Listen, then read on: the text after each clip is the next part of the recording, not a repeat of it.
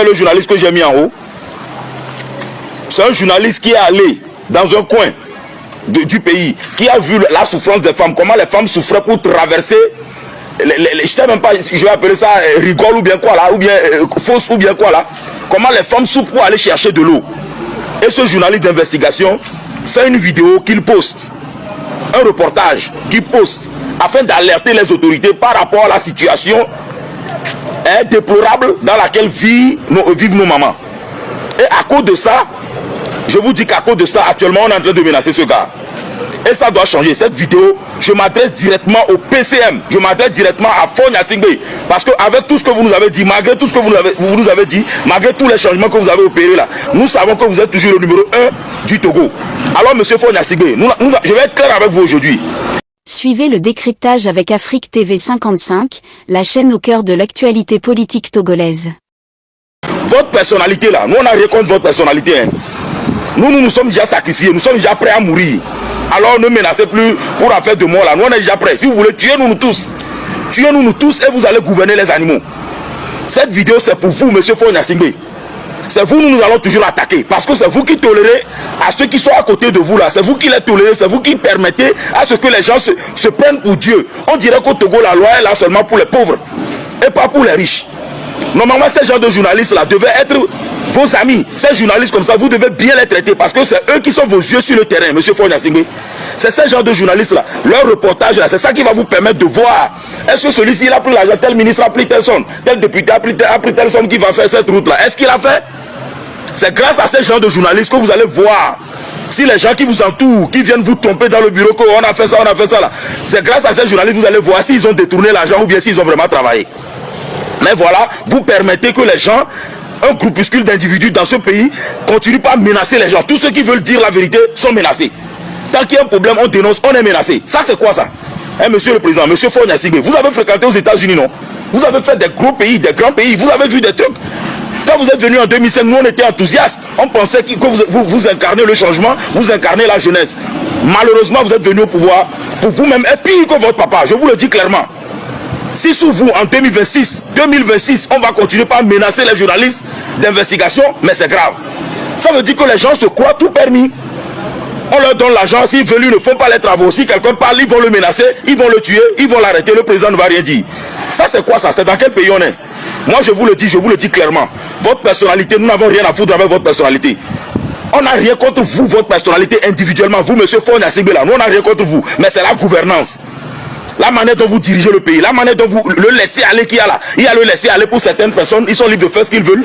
Et pour d'autres, dès qu'on fait une petite erreur, oh, la loi s'applique.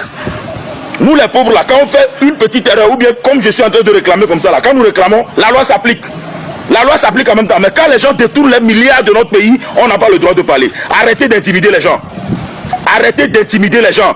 Laissez ce journaliste tranquille. Je fais cette vidéo pour que le monde entier soit au courant. Si quelque chose arrive à ce journaliste, c'est encore le gouvernement criminel, le régime criminel du Togo qui a tué ce journaliste. À bon attendeur, salut. Ciao, ciao. Nous attendons tous notre mort. Vous allez tous nous tuer avant d'être libres. Ça, c'est quoi ça? C'est quel pays ça? Changez. Changez.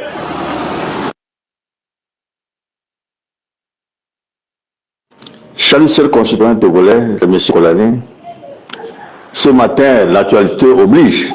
L'actualité oblige. Et nous sommes obligés d'être au niveau de l'actualité. Cette sortie, c'est par rapport à notre jeune frère, un journaliste qui a fait un reportage là, au niveau de Aditi Kopé, où il a monté des maisons où on a écrit à casser, où il y a des guerpilles, et les femmes qui faisaient des parcours de combattants pour aller chercher de l'eau. Et ce journaliste s'appelle Roger, non? Même Ferdinand Haïté dans son live de dimanche a fait allusion à ce monsieur, qu'il paraît que avec tout ce qu'il a fait, il l'a publié pour qu'on puisse avoir l'information, on cherchait à l'arrêter. Et le jeune homme même est sorti sur les réseaux sociaux pour nous dire qu'il a été invité par la RAC, il a été conseillé.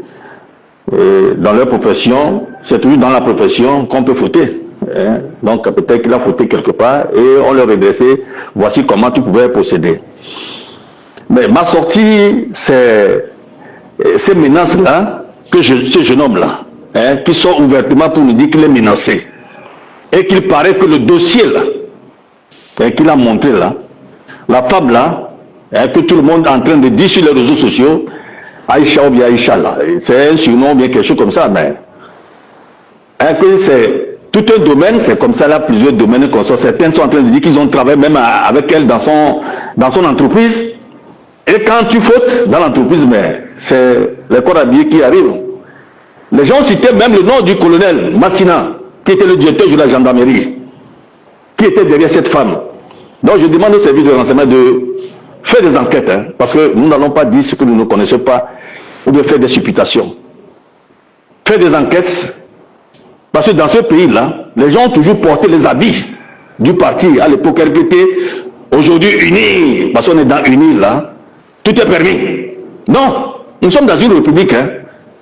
Quel que soit dans le parti où tu es là, tu es citoyen togolais. C'est ce que nous voulons construire. La dame là, elle n'est pas au-dessus de la loi.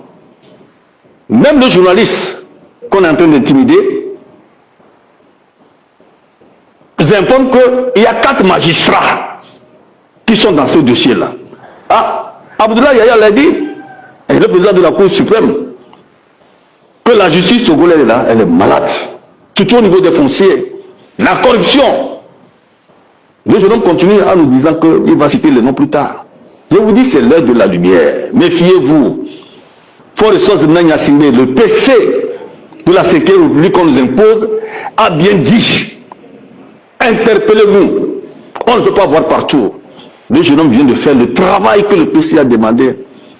La preuve que quand c'est sorti, le jeune homme est revenu nous dire que le PC a envoyé des gens, des officiels politiques, comme l'armée et les forces de sécurité, pour aller vérifier les faits. Et on a soulagé cette peine hein, de la population là-bas. Et les travaux sont suspendus pour le moment. Mais le reste, il reviendra nous informer. C'est le journaliste qui nous disait ça. Vous savez, ne piétinez pas les Togolais à cette heure de lumière. Hein. C'est fini cette récréation. Le Togo nous appartient tous. Hein. Quel que soit votre argent. On ne sait même pas comment est-ce que vous l'avez gagné. Parce que dans ce pays, nous avons su comment est-ce que les gens sont devenus des millionnaires, des milliardaires. Au dos du peuple togolais. Ferdinand était même à dire, Soutodier là, qui était directeur de comment on l'appelle là, OTN, non? On a perquisitionné sa maison et on a trouvé en liquidité, plus de 3 milliards. Avec les lingots d'or. Le journaliste Ferdinand était qu'on a fait fuir le Togo. Moi, pour la ligne, je ne fais que relayer ça. Et de nous éveiller. Mes amis, personne n'est au-dessus de la loi. Et chaque fois, je vous dis, toutes les secondes qui suivent, c'est la vie et la mort. Et personne n'est au-dessus de la vie, ni au-dessus de la mort. Aimons-nous. Mettons-nous au service de la République. Regardons nos concitoyens. Ayons l'empathie. L'empathie et soyons patriotes. Pour qu'on puisse avancer. L'intérêt d'un individu et l'intérêt général, c'est une différence. Quand je vois cette population d'Adéticopé qui se lamentait, d'abord pour aller chercher de l'eau, dire que tu as souffert, tu avais un salaire de 35 000 francs, tu as pu cotiser, tu étais un homme de sécurité, tu as pu cotiser, payer un bloqué de terre, on te dit de déguerpir pour aller où? L'humanisme, à un niveau donné, est très important. C'est pourquoi je dis que c'est toujours l'humain qui est au centre du développement. Mettons l'humain. Je n'ai pas grand-chose à dire. D'avertir les uns les autres, nous les concitoyens togolais, de nous mettre au service de la République. De nous mettre au service de la République. Aucun magistrat, aucune force de l'ordre, de sécurité ne peut venir à bout d'un peuple déterminé. Si nous sommes tous déterminés, cela veut dire on est éveillé, on connaît nos droits et nos devoirs. Nous allons pas nous laisser piétiner par un magistrat ou bien des magistrats, ni par des forces de sécurité et de l'ordre. À moins qu'ils aiment la République, ils sont les hommes dignes, ils sont les hommes de valeur. Et ils exercent leur métier conformément à l'éthique et morale de leur fonction. Mais ceux qui sont les zélés là, les voleurs, les truands, les corrupteurs là, ceux qui cherchent leurs intérêts, nous allons les démasquer. Et les exposer, c'est l'heure de la lumière. Ça, Solani le dit. Je m'arrête ici et le Togo a besoin d'une assise pour qu'on se regarde et que les meilleurs, les vrais meilleurs, viennent diriger cette nation. Je m'arrête ici, c'est M. Kolani, de la lumière, vers la lumière, que la Providence veille. Une heure de prière.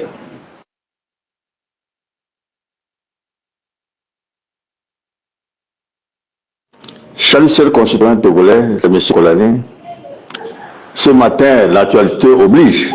L'actualité oblige, et nous sommes obligés d'être au niveau de l'actualité. Cette sortie, c'est par rapport à notre jeune frère, journaliste qui a fait un reportage là, au niveau de Adétikopé, où il a monté des maisons où on a écrit à casser, où il y a des guerpilles, et les femmes qui faisaient des parcours de combattants pour aller chercher de l'eau. Et ce journaliste s'appelle Roger, non? Même Ferdinand Haïté, dans son live de dimanche, a fait allusion à ce monsieur, qu'il paraît que, avec tout ce qu'il a fait, il l'a publié pour qu'on puisse avoir l'information, on cherchait à l'arrêter. Et le jeune homme même est sorti sur les réseaux sociaux pour nous dire qu'il a été invité par la RAC, il a été conseillé.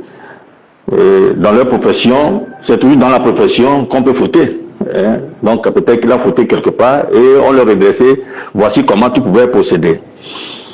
Mais ma sortie, c'est ces menaces-là, que ce jeune homme-là, qui sort ouvertement pour nous dire qu'il est menacé, et qu'il paraît que le dossier-là, qu'il a montré là, la femme là, que tout le monde est en train de dire sur les réseaux sociaux, Aïcha ou bien Aïcha là, c'est un surnom ou bien quelque chose comme ça, mais que c'est tout un domaine, c'est comme ça là, plusieurs domaines comme ça. Certains sont en train de dire qu'ils ont travaillé même avec elle dans son entreprise.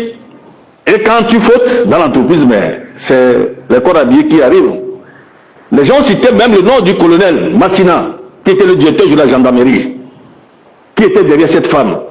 Donc je demande au service de renseignement de faire des enquêtes, parce que nous n'allons pas dire ce que nous ne connaissons pas, ou bien faire des supputations. Faire des enquêtes.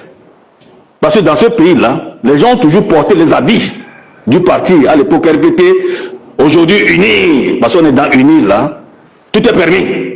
Non, nous sommes dans une république. Quel que soit dans le parti où tu es là, tu es citoyen togolais. C'est ce que nous voulons construire. La dame là, elle n'est pas au-dessus de la loi. Même le journaliste qu'on est en train d'intimider, nous informe qu'il y a 4 magistrats qui sont dans ce dossier-là. Ah, Abdoulaye Yaya l'a dit, et le président de la Cour suprême, que la justice togolaise là, elle est malade, surtout au niveau des fonciers, la corruption. Le jeune homme continue en nous disant qu'il va citer les noms plus tard. Je vous dis, c'est l'heure de la lumière. Méfiez-vous.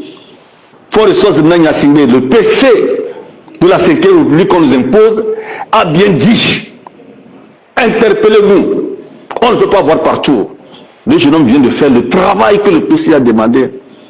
La preuve est que quand c'est sorti, le jeune homme est revenu nous dire que le PC a envoyé des gens, des officiels politiques, comme l'armée et les forces de sécurité, pour aller vérifier les faits. Et on a soulagé cette peine de la population là-bas. Et les travaux sont suspendus pour le moment. Mais le reste, il reviendra nous informer. C'est le journaliste qui nous disait ça. Vous savez, ne piétinez pas les Togolais à cette heure de lumière. C'est fini cette récréation. Le Togo nous appartient tous, quel que soit votre argent. On ne sait même pas comment est-ce que vous l'avez gagné. Parce que dans ce pays, nous avons su comment est-ce que les gens sont devenus des millionnaires, des milliardaires, au dos du peuple togolais. Ferdinand Haïté même a dit, Soutodier là, qui était directeur de comment on l'appelle là, OTR, non? On a perquisitionné sa maison et on a trouvé en liquidité, plus de 3 milliards, avec les lingots d'or. Le journaliste Ferdinand Haïté qu'on a fait fuir le Togo. Moi, pour la ligne, je ne fais que relayer ça.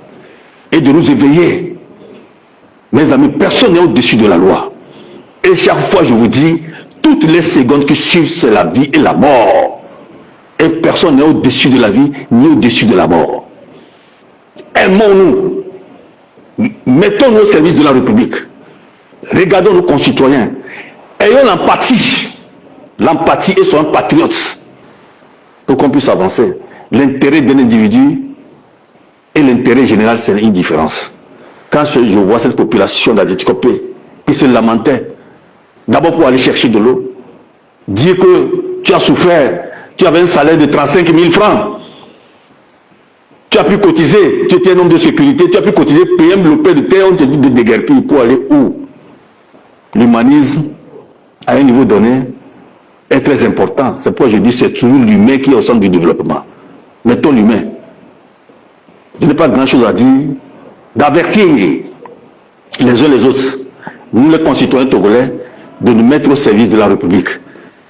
De nous mettre au service de la République. Aucun magistrat, aucune force de l'ordre, de sécurité ne peut venir à bout d'un peuple déterminé. Si nous sommes tous déterminés, cela veut dire on est veillant, qu'on nous doit nos devoirs. Nous allons pas nous laisser piétiner par un magistrat ou bien des magistrats, ni par des forces de sécurité et de l'ordre.